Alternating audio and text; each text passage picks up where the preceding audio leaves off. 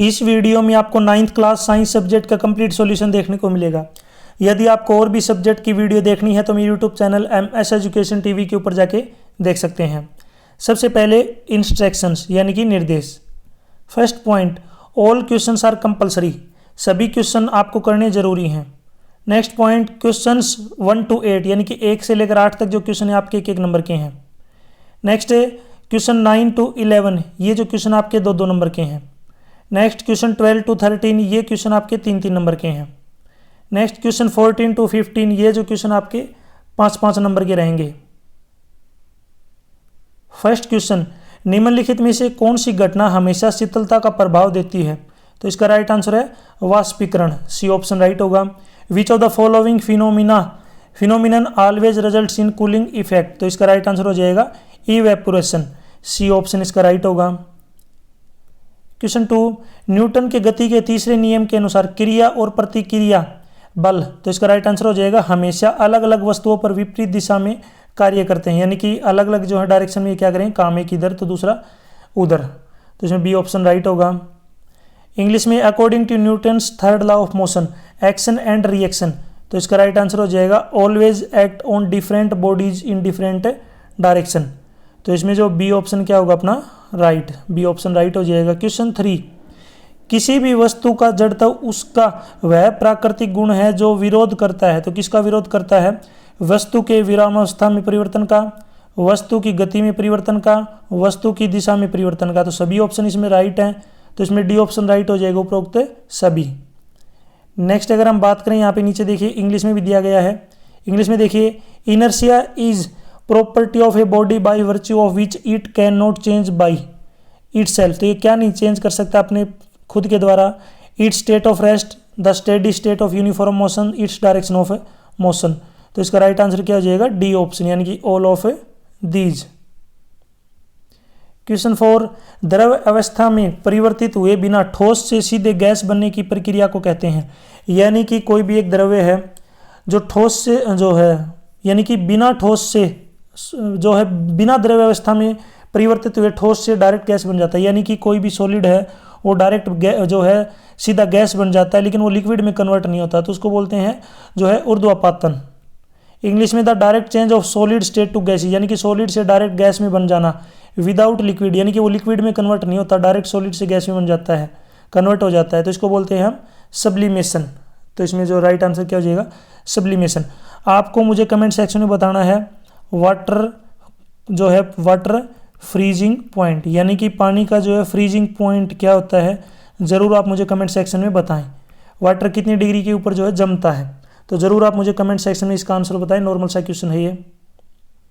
Question 5, त्वरण की इकाई है, तो त्वरण की इकाई क्या होती है? मीटर पर सेकंड स्क्वायर, जिसको हम इस प्रकार भी लिख सकते हैं, मीटर पर सेकंड स्क्वायर, इस प्रकार, ठीक है।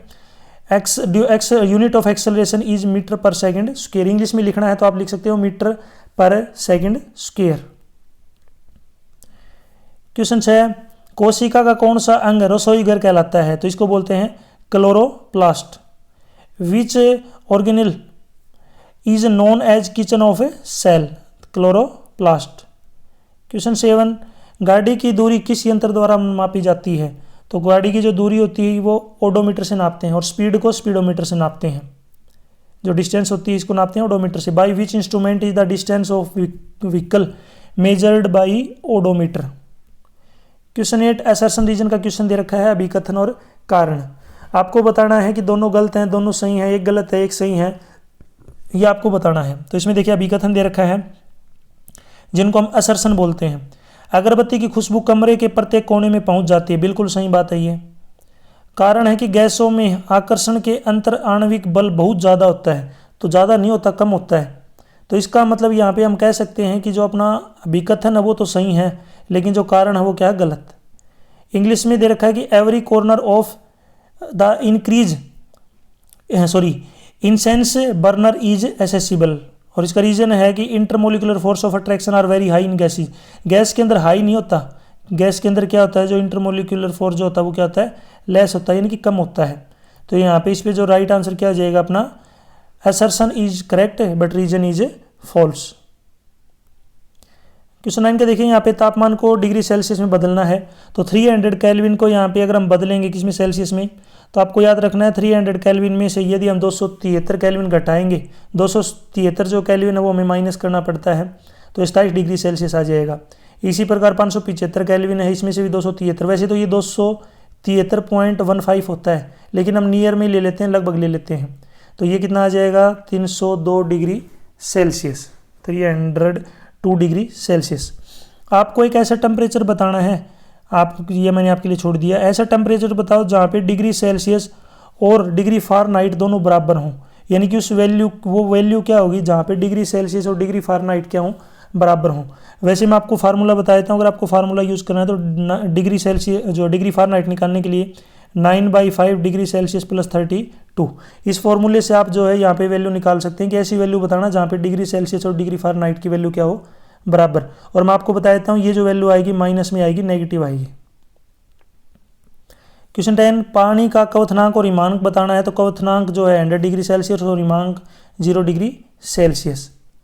इंग्लिश में what is the boiling point and freezing point of water. Boiling point 100 degree Celsius, freezing point 0 degree Celsius.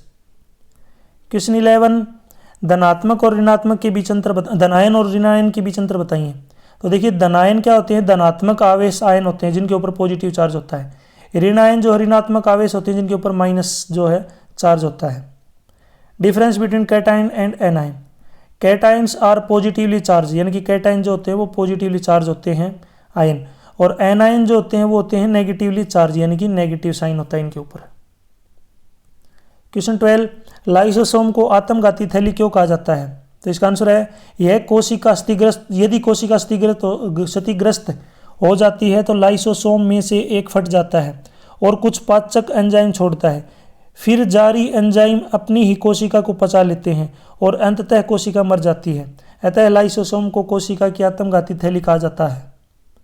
English में why are lysosomes known as suicide bag.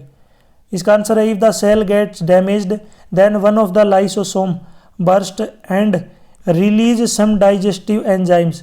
The released enzymes then digest their own cell and ultimately the cell dies, hence lysosomes are called suicide bags of the cell. Question 13, प्रासरण क्या है। तो इसका answer है वह प्रक्रिया जिसके द्वारा विलायक अणु एक अर्ध पारगम्य झिल्ली के माध्यम से कम सांद्रता वाले घोल से उच्च सांद्रता वाले घोल में जाते हैं। इंग्लिश में देखिए what is osmosis. By the process the solvent moves from low concentration phase two high concentration phase through a high semi permeable membrane. Question 14, मिश्रण और यौगिक के बीच अंतर बताएं, इनके बीच डिफरेंस बताना है। मिश्रण में देखिए यहाँ पे पहला पॉइंट, मिश्रण किसी भी अनुपात में एक साथ बंधे हुए पदार्थों का भौतिक संयोग है। यौगिक तत्वों को रासायनिक संयोजन है जो विशिष्ट अनुपात में एक साथ बंधे होते हैं। मिश्रण अशुद्ध पदार्थ होते हैं, यौगिक शुद्ध पदार्थ होते हैं। मिश्रण का उदाहरण है रेत और पानी का मिश्रण, और यौगिक का है अपना पानी और कार्बन डाइऑक्साइड। इंग्लिश में देखिए the mixture is a physical combination of substance bounded together in any proportion. Compound, the compound is a chemical combination of elements bonded together in specific proportion. The mixture is an impure substance. Compounds is a pure substance. Mixture का example है sand and water, और compound का जो है यहाँ पे example है water and carbon dioxide. Question 15 देखिए, ठोस द्रव्य और गैस में अंतर बताना है कि इनमें अंतर क्या होगा। सबसे पहले देखिए ठोस निश्चित आकार होता है, द्रव्य का कोई निश्चित आकार नहीं होता, और गैस का भी कोई निश्चित आकार नहीं होता।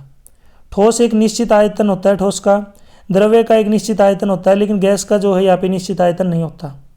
ठोस असंपीड़ित है, यानी कि उसको संपीड़ित नहीं कर सकते, प्रेशर नहीं डाल सकते। द्रव्य भी जो एक असंपीड़ित है, लेकिन गैस क्या है, एक संपीड़ित है, उसको प्रेशर डाल के हम किसी के अंदर पैक कर सकते हैं। ठोस के बीच अंतरा आणविक स्थान अनुपस्थित होता है, यानी कि उनमें जो पार्टिकल होते हैं उनके बीच में गैप नहीं होता बिल्कुल भी। द्रव्य के बीच अंतर आणविक स्थान जो है मध्यम लेकिन मौजूद होता है, कम होता है लेकिन मौजूद है। और गैसों में जो है अंतर आणविक स्थान जो है होता ही नहीं है। What is the difference between solid liquid and gas. यहाँ पे सॉलिड लिक्विड और गैस के बीच में जो आपको अंतर बताना है। सबसे पहले बात कर लेते हैं, देखिए यहाँ पे solid has a definite shape, liquid does not have a definite shape, gas does not have a definite shape. Solid has a definite volume, liquid has a definite volume, gas has no definite volume. Solids is incompressible, ये इन इसके साथ आएगा, यानी कि not compressible बोल सकते हैं, can not compress. Liquid can not be compressed, gas can be compressed quite easily. Next है यहाँ पे देखिए, solid the intermolecular space between solids is absent. Liquid the intermolecular space is moderate but present. और last है gas है the intermolecular space is free flowing and plenty. आपको मुझे comment section में बताना है एक मेटल का नाम जो लिक्विड फॉर्म में होती है रूम टेम्परेचर पे, यानी कि रूम टेम्परेचर के ऊपर ऐसी कौन सी मेटल है जो आपकी लिक्विड फॉर्म में होती है. वैसे मैं आपको इसका अगर नाम तो आपके लिए छोड़ देता हूँ, इसका सिंबल बता देता हूँ. इसको Hg से डिनोट करते हैं, यानी कि जो सिंबल होगा इसका ये क्या होगा, Hg. तो आप मुझे ज़रूर कमेंट सेक्शन में बताएं ऐसी कौन सी जो है मेटल है, धातु है, जो लिक्विड जो है फॉर्म में होती है रूम टेम्परेचर के ऊपर. यहाँ तक वीडियो अपनी कंप्लीट हो चुकी है. वीडियो अच्छी लगी है तो इसको लाइक करें, अपने दोस्तों के साथ जरूर शेयर करें. यदि आपको और भी वीडियो देखनी है तो मेरे YouTube channel MS education TV के ऊपर जाके देख सकते हैं. PDF डाउनलोड करनी है तो इस कोने में वेबसाइट का लिंक मिल जाएगा.